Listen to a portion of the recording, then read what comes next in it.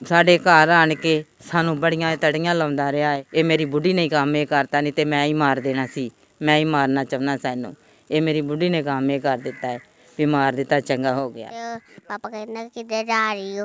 मैं क्या दुकान पे जा रही हूँ। पापा कहना जल्दी आना कर। ਸਾਡਾ ਭਤੀਜਾ ਏਡਾ ਜਵਾਨ ਗੱਭਰੂ ਜਵਾਨ ਸੀ, ਸਾਨੂੰ ਨਹੀਂ ਲੱਭਦਾ ਹਲੇ ਤੱਕ। ਅਸੀਂ ਇਹੋ ਥੱਲੇ ਲੈਂਦੇ ਹਾਂ ਸਾਡਾ ਭਤੀਜਾ ਸਾਨੂੰ ਲੱਭੇ। नाज़रीन, इस वक्त मैं मानावाला के गांव वाड़ा चंगड़ा में मौजूद हूं, जहां पर अशफाक हुसैन नामी शख्स को उसकी महबूबा, जिसका नाम शकीला रानी है, उसने पहले तो उसको अपने मोहब्बत के जाल में फंसाया और उसकी जायदादें उसने फ़रोख्त करके शकीला नामी को खिला दी।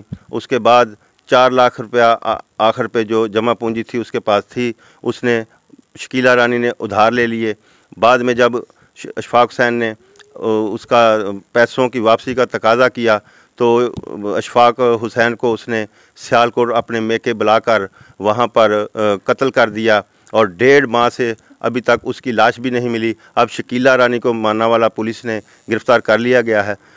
यहाँ मैं आपको एक बात ये भी बता दूँ कि जैसे ही अशफाक हुसैन घर से गायब हुआ तो घर वालों ने, उसकी बीवी ने थाना मानावाला में अगवा का मुकदमा दर्ज करवा दिया। हम मकतूल अशफाक हुसैन की बीवी से बात करते हैं कि वो इस बारे में क्या कहना चाहती हैं। जी, ਸਾਨੂੰ ਲਾਸ਼ ਚਾਹੀਏ, ਸਾਨੂੰ ਹੋਰ ਲਾਸ਼ ਚਾਹੀਦੀ ਆ। ਸਾਨੂੰ ਸਾਡੀ ਇਨਸਾਫ ਸਾਨੂੰ ਚਾਹੀਦਾ ਵਾ, ਆਪਣਾ ਇਨਸਾਫ ਸਾਨੂੰ ਚਾਹੀਦਾ ਵਾ। ਸਾਡੇ ਘਰ ਆਣ ਕੇ ਸਾਨੂੰ ਬੜੀਆਂ ਤੜੀਆਂ ਲਾਉਂਦਾ ਰਿਹਾ ਹੈ ਵੀ ਮੈਂ ਇਹ ਕੰਮ ਵੀ ਇਹਨੇ ਕਰ ਦਿੱਤਾ ਹੈ। ਇਹ ਮੇਰੀ ਬੁੱਢੀ ਨੇ ਕੰਮ ਇਹ ਕਰਤਾ, ਨਹੀਂ ਤੇ ਮੈਂ ਹੀ ਮਾਰ ਦੇਣਾ ਸੀ। ਮੈਂ ਹੀ ਮਾਰਨਾ ਚਾਹੁੰਦਾ ਸਾਨੂੰ। ਇਹ ਮੇਰੀ ਬੁੱਢੀ ਨੇ ਕੰਮ ਇਹ ਕਰ ਦਿੱਤਾ ਹੈ ਵੀ ਮਾਰ ਦਿੱਤਾ, ਚੰਗਾ ਹੋ ਗਿਆ। ਇਹ ਗੱਲ ਤੁਹਾਨੂੰ ਸ਼ਕੀਲਾ ਰਾਣੀ ਦੇ ਖਾਮਦ ਨੇ ਕਹੀ?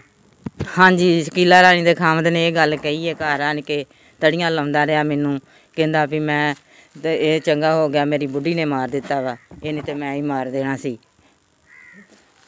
ਤੇ ਹੁਣ ਪੁਲਿਸ ਜਿਹੜੀ ਹੈ ਉਹ ਸਿਆਲਕੋਟ ਉਗੋ ਕੀ ਗਈ ਸੀ, ਤੁਹਾਡੇ ਬੰਦੇ ਵੀ 2 ਨਾਲ ਗਏ ਸਨ, ਸ਼ਕੀਲਾ ਰਾਣੀ ਨੂੰ ਵੀ ਲੈ ਕੇ ਗਏ ਸਨ ਪੁਲਿਸ ਵਾਲੇ, ਤੇ ਅੱਗੋਂ ਹੁਣ ਕੀ ਉੱਥੇ ਬਣਿਆ?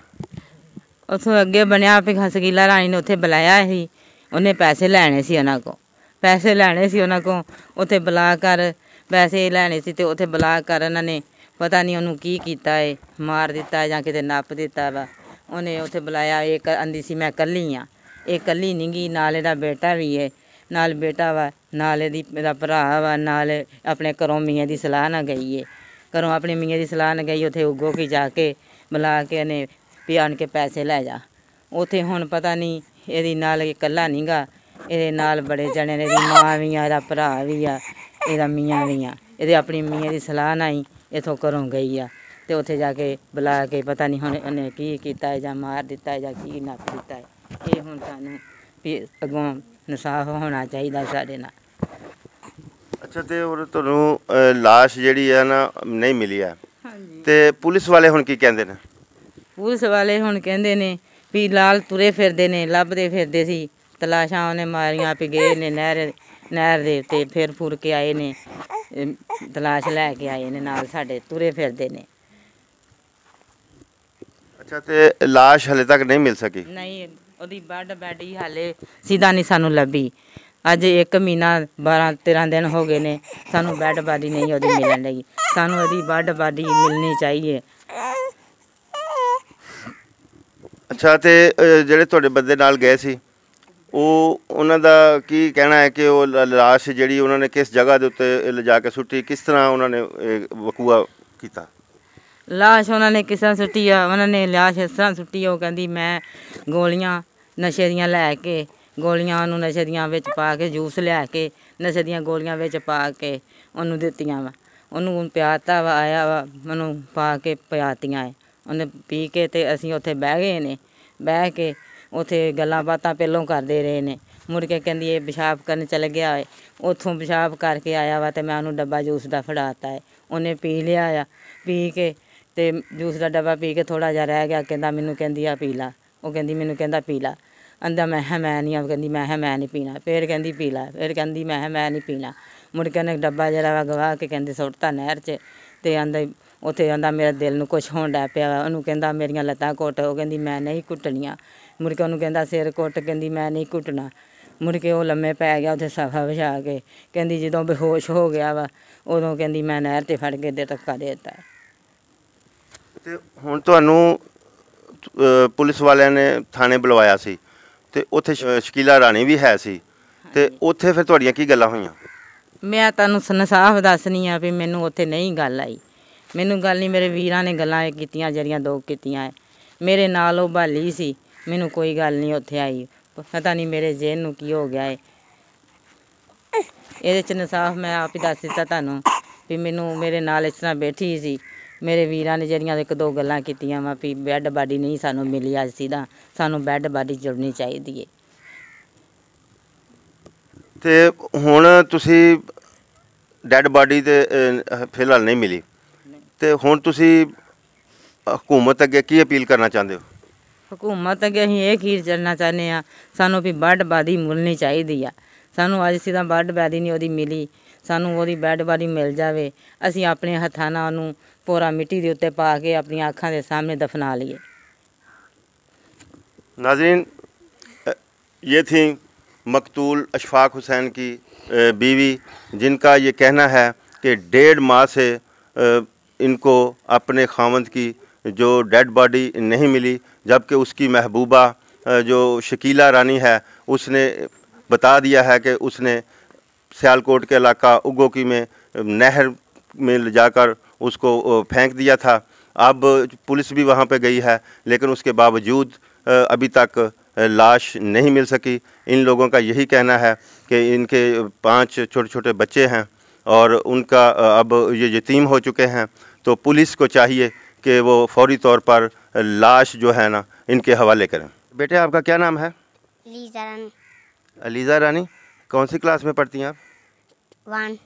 1 क्लास में आप पढ़ती हैं। तो आप जब आपके अब्बू यहाँ घर से गए हैं तो वो कहाँ आपको मिले थे?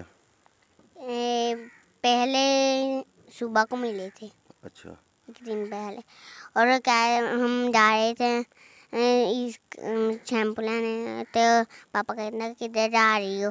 मैं कहा दुकान पे जा रही हूँ। पापा कहना जल्दी आ जा घर। अच्छा, पापा ने तेनू कहा कि जल्दी घर आ जाना। ते पापा ਜਿਹੜੇ ਨੇ ਪਿਆਰ ਕਰਦੇ ਸਨ? यस।